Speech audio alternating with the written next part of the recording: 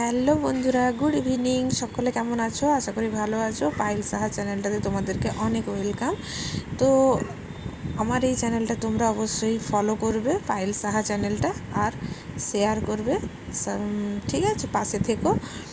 তো আজকে আমি একটা শুক্তোর রেসিপি নিয়ে চলে এলাম, অনুষ্ঠান বাড়ির মতো শুক্তো। আমি এইভাবেই বানাই, কোনো দোকানের মশলা টশলা দিয়ে আমি বা প্যাকেট মশলা দিয়ে আমি শুক্তোর প্যাকেট মশলা যে পাওয়া যায় সেইটা দিয়ে আমি করি না। আমি ঘরোয়াভাবে মশলা তৈরি করে আমি শুক্তোটা রান্না করি। তো দেখো কীভাবে শুক্তোটা আমি রান্না করলাম। তো প্রথমে আমি একটা কড়াই চাপিয়ে দিলাম, কড়াইটা ভালো করে গরম হয়ে গেল। গরম হয়ে যেতে আমি এখানে 5 ফোড়ন দিলাম, আর এখানে দেব গোটা জিরা, আর দেব রাঁধুনি। এখানে তোমরা 2 চামচ মতো 5 ফোড়ন দিয়ে দিবে ছোট চামচে, আর আর চায়ের চামচের 1 চামচ দিতে পারো। তো পরিমাণ মতো তোমরা দেখে শুক্তোর মানে পরিমাণ অনুযায়ী, সবজির পরিমাণ অনুযায়ী তোমরা এখানে মশলাটা নিয়ে নেবে। তো এখানে গোটা জিরা, 5 ফোড়ন আর রাঁধুনি, 5 ফোড়ন, রাঁধুনি, গোটা জিরা ভালো করে রোস্ট করে নিলাম, ভাজা ভাজা করে একটা পাত্রে তুলে নিলাম। দিয়ে এটা আমি শিলনোড়ায় বেটে নিব। তো যাই হোক, তারপরে এটা এখানে দিব সাদা তেল। সাদা তেলে শুক্তোটা ভালো হয়। তো আর এখানে দিলাম বড়ি।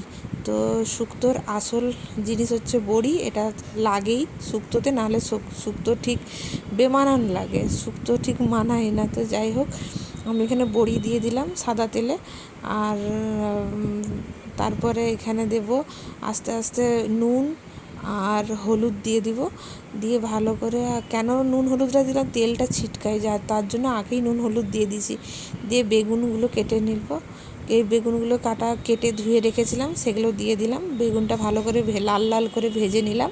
বেগুনটা ভালো করে ভাজা হয়ে গেলে তারপরে বাকি সমস্ত সবজি দিয়ে দেবো।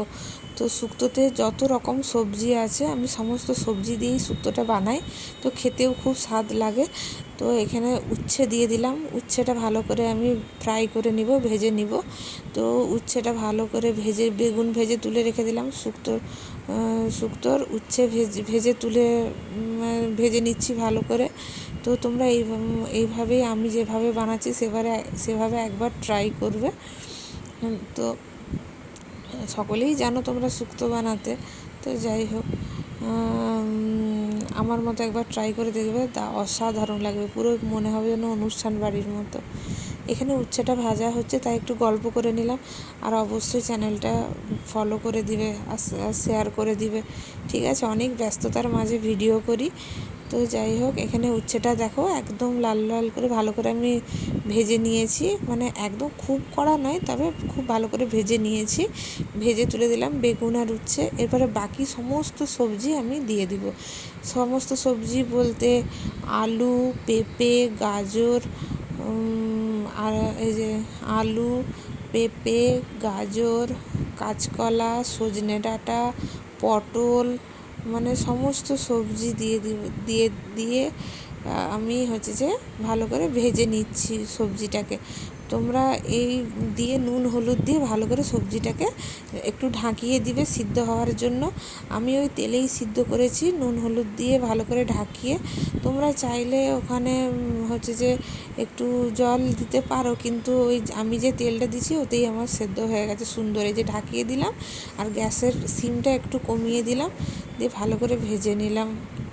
আর দেখো এখানে রাঁধুনিটা তোমাদেরকে 1 চামচ দেখালাম গুঁড়ো, এটাকে আবার শিলে বেটেও নিলাম। বেটে ওই 1 চামচ রাঁধুনি বেটে আমি রাখলাম, ওটা পরে মশলাতে দেব।